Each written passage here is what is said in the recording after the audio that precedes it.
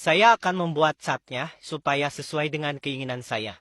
Nah, di sini ada 3 option ya. 01, 02, 03. Dan persentasenya saya akan atur ya. Jadi persentase catnya saya akan atur. Misalnya masukkan 24 ya. Kemudian 02 saya masukkan 58. Kemudian 03 saya masukkan 17. Ini catnya sudah terbentuk dan saya masukkan, ini kan awalnya kosongnya. Saya masukkan 2000 untuk suratnya. Nah, di sini otomatis di sebelah kanan bisa terlihat ini sebagai data pengecohnya. AM 01 dapat 17, 37, kemudian 34 dan seterusnya bisa dicek ya. Dan di sini ada namanya TVZ 001. Nah, ini sampelnya tampilkan dengan 6 sampel ya. Nah, di sini ya, dari ke-6 sampel TVZ ini, rekan-rekan bisa lihat ada salah satu TPZ yang nilainya itu jauh sekali berbeda dengan yang lainnya. Nah, di TPZ 006 ya, sebelah sini. 02 itu mendapatkan nilai 677. Lihat angkanya ini sangat jauh berbeda dari yang lainnya.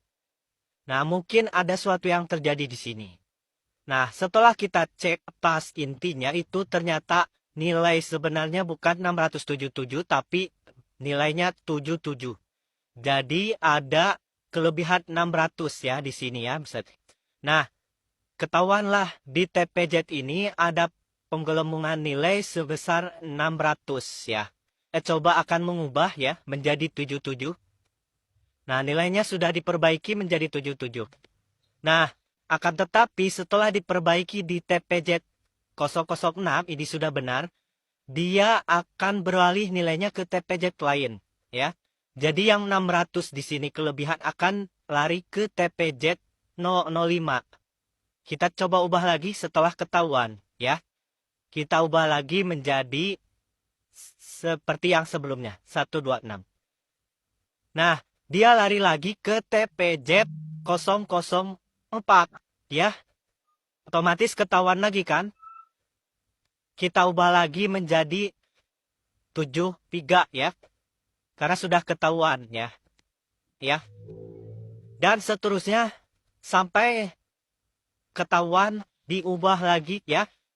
Dan seterusnya pindah lagi secara random ya. Jadi secara random dia akan terus berpindah ya. Yang warna kuning ini terus berpindah. Dengan tetap mempertahankan nilai persentase ini ya. 58. Walaupun ini penggabungan. Tapi setiap ketahuan itu akan diperbaiki dan dia akan pindah lagi ke tempat yang lain. Bayangkan kalau posisi TPZ ini ada di Aceh misalkan ya. Sedangkan posisi TPZ ini ada di Papua, ketika ketahuan misalkan di Papua dibenarkan ya. Dia misalkan pindah ke Aceh ya. Di Aceh itu belum ketahuan karena mungkin di Aceh itu ada di perkampungan. Misal ya. Nggak pernah ketahuan. Nah, suatu saat adalah aktivis yang mengetahuinya ya. Langsung diubah.